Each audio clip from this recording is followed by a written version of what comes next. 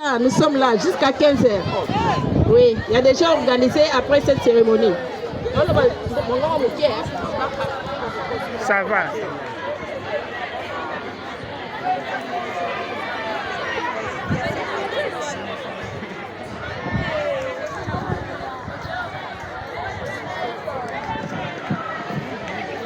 Nous avons ici nos dames qui ont défilé l'une après l'autre, ont parlé de même thème.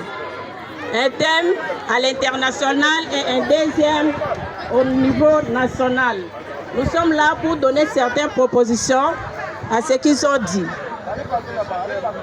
Nous allons parler des éléments qui constituent la détermination dans l'histoire de l'affaire du combat de la femme. La détermination est la force intérieure qui pousse une personne à poursuivre un objectif malgré les difficultés. Dans l'histoire de la parité, la femme rencontre beaucoup de difficultés. Ces difficultés-là sont dues à quoi? C'est dû à la nature dont elle est implantée. Alors, ces difficultés-là reposent sur beaucoup d'éléments que nous citerons dans notre exposé.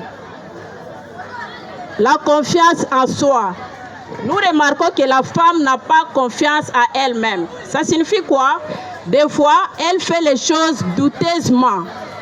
Des fois, elle fait les choses en tâtonnant.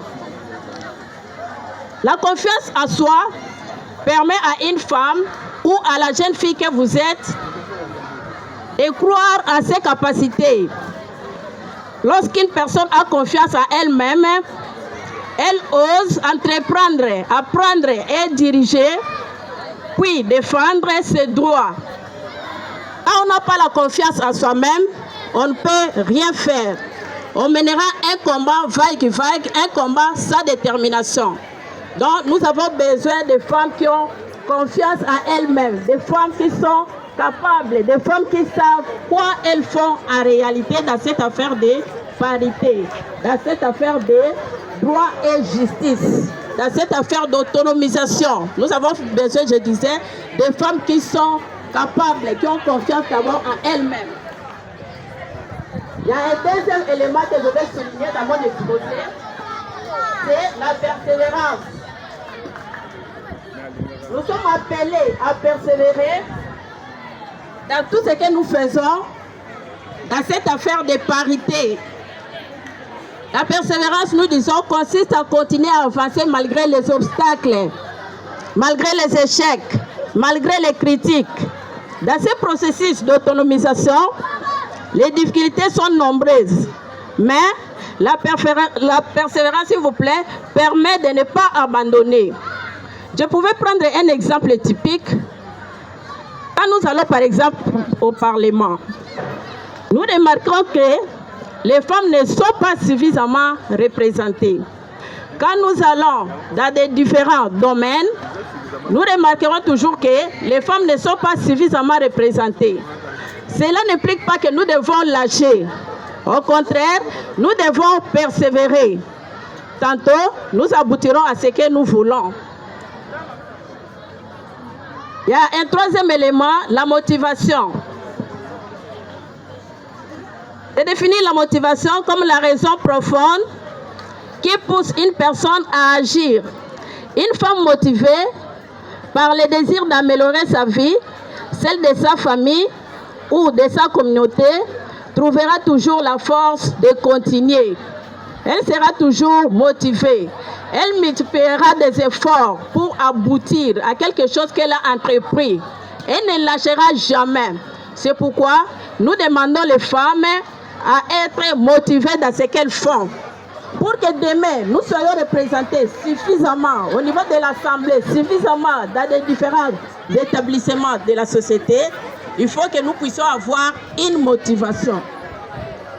Il y a encore la résilience. Nous la définissons comme la capacité de se relever après une difficulté ou un échec qu'on a encaissé.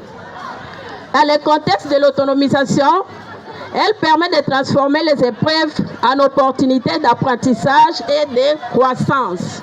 Nous devons croître, nous ne devons pas rester sur place comme les élèves qui marchent gauche-droite. Nous devons croître dans ce que nous faisons.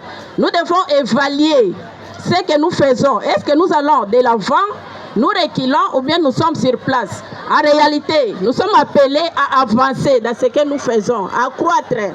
Évaluons un peu, depuis que nous parlons de la parité. Est-ce que nous avançons? Est-ce que nous reculons? Est-ce que nous marchons sur place? À mon avis, jusque-là, nous sommes sur place, je pouvais dire ça. Pourquoi? Comme je l'ai dit précédemment, la représentativité Croiser les bras. n'est pas Croiser les égale bras. par rapport à celui de l'homme. Et avoir la discipline, et la capacité de fixer les règles et de les respecter. Avant d'atteindre ses objectifs, elle permet de rester concentrée sur son but et d'éviter les distractions ou les découragements. Là, c'est un problème sérieux. Comme ça, c'est bien. Il y a des femmes qui veulent discipliner les autres pendant qu'elles-mêmes ne sont pas disciplinées. Donc, la femme a besoin de se discipliner d'abord soi-même avant d'aller discipliner un autre ou une autre personne. La discipline, c'est un parmi les éléments qui constituent la détermination dans cette affaire dont nous poursuivons. Dans ce processus d'autonomisation des femmes et des jeunes filles, la discipline joue un rôle essentiel car elle aide à maintenir les efforts dans la durée, à travailler avec constance et à transformer les objectifs en résultats concrets. La vision ou l'objectif est la plus forte lorsque la personne possède un objectif clair